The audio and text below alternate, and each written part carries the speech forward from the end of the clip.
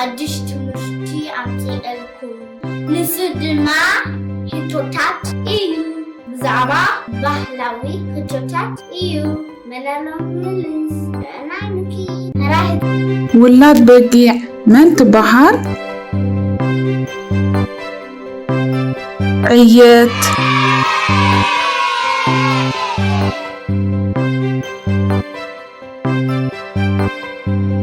ውላድ ጤል መን ትበሃል? ማሕስእ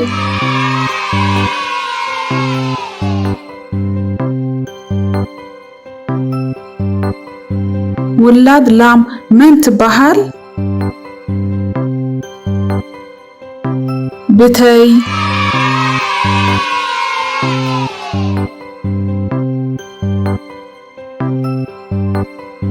እዚ እንታይ እዩ? ማሕረሻ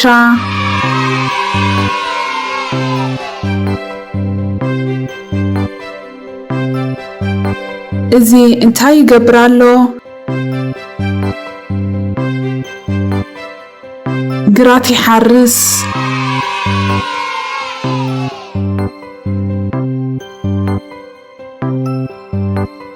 ደርሆ እንታይ ትህበና?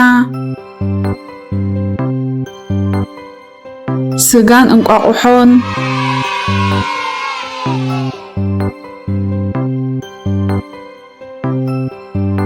እዚ ገዛ እንታይ ይበሃል? ህድሞ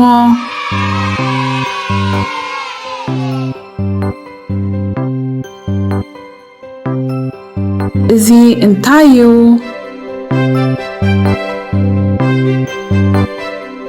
ቤተ ክርስቲያን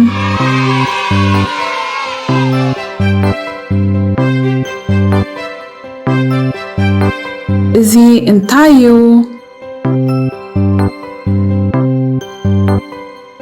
መስጊድ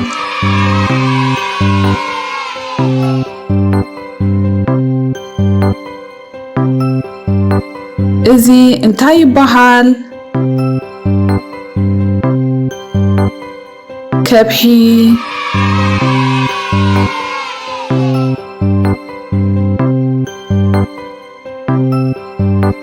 ላም እንታይ ትህበና?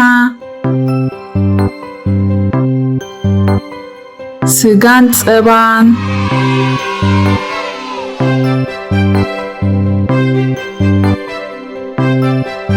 እንታይ ትገብር ኣላ? እንጀራ ትስንክት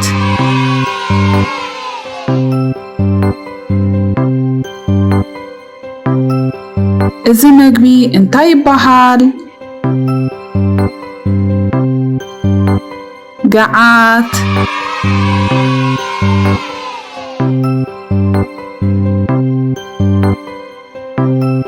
እዚ እንታይ እዩ?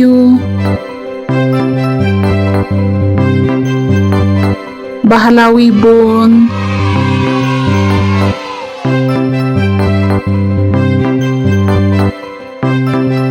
እዛ ባህላዊት መሳርሒ ሙዚቃ መን ትበሃል?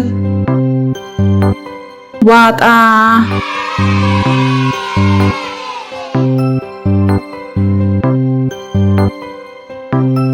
ፀባ ኣብ ምንታይ ይቕመጥ?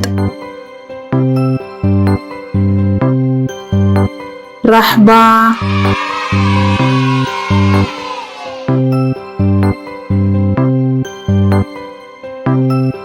እዚ ዓይነት ፀወታ እንታይ ይበሃል? ገበጣ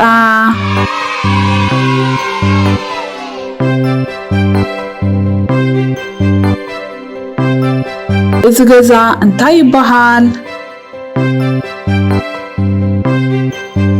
ኣጉዶ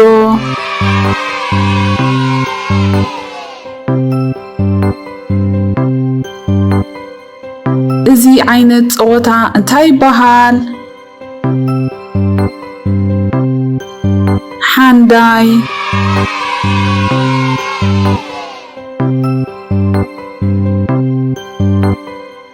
መራይ ክቡራት ተኸታተልትና እዛ ቪድዮ ከመይ ክትዕዘብዋ ፀኒሕኩም እምበኣር ላይክ ሰብስክራይብ ከምኡውን ሼር ግበሩ እሞ ንኺዶ ንድገማ ውላድ በጊዕ መን ትበሃል? ዕየት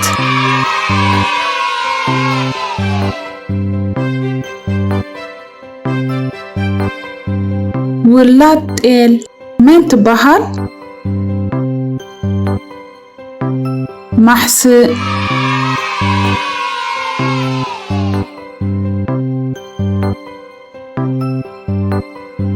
ውላድ ላም መን ትበሃል? ብተይ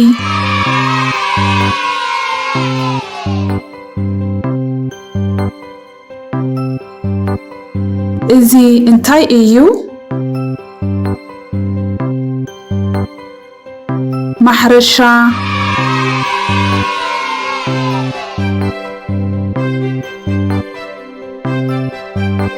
እዚ እንታይ ይገብር ኣሎ?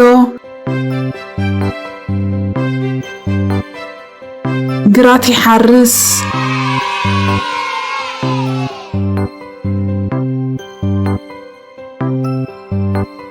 ደርሆ እንታይ ትህበና?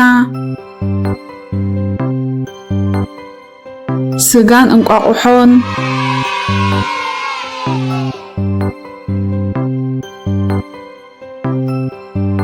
እዚ ገዛ እንታይ ይበሃል? ህድሞ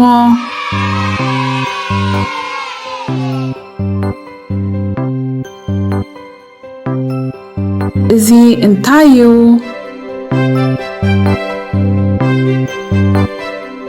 ቤተ ክርስቲያን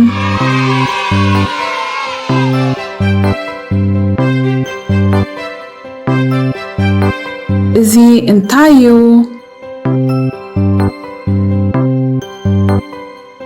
መስጊድ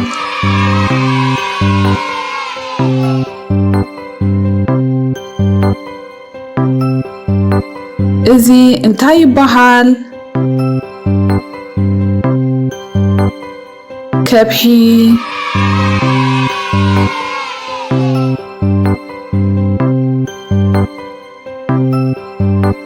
ላም እንታይ ትህበና? ስጋን ፀባን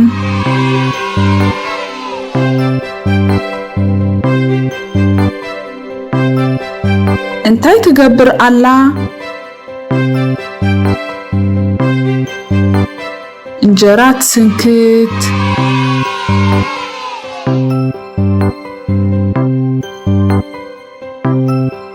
እዚ ምግቢ እንታይ ይበሃል? ገዓት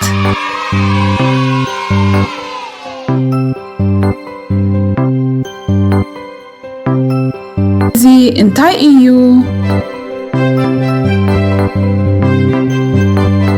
ባህላዊ ቡን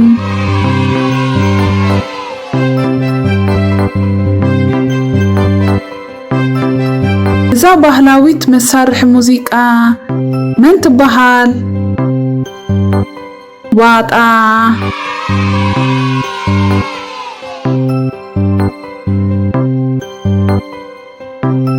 ፀባ ኣብ ምንታይ ይቕመጥ?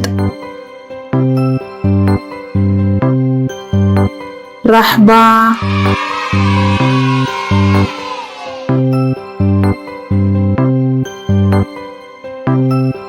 እዚ ዓይነት ፀወታ እንታይ ይበሃል? ገበጣ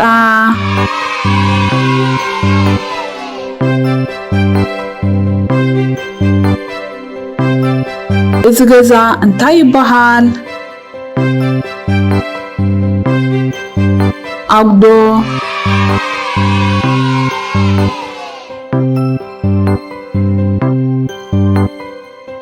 እዚ ዓይነት ፀወታ እንታይ ይበሃል? ሓንዳይ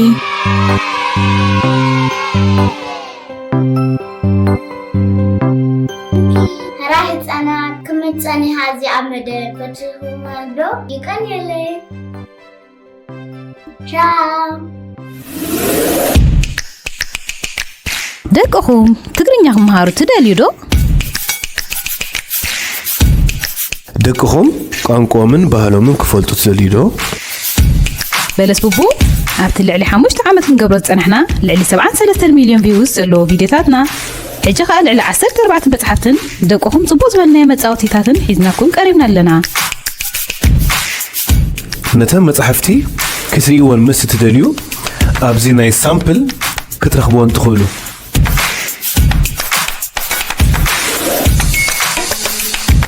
ኣብ ቀረባ እዋን ዝጅምሩ ናይ ጌምን ናይ ኦንላይን ትግርኛ ትምህርቲ እውን ኣለና።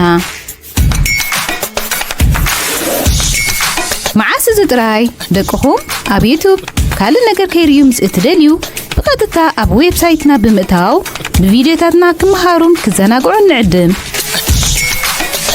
ነዚ ኩሉ ንምርካብ ናብ ዌብሳይትና www.belesbubu.com ብምባል እተው።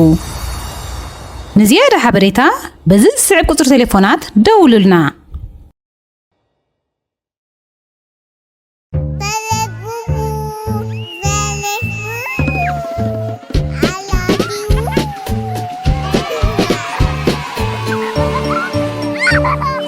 Belesbubu, like, subscribe.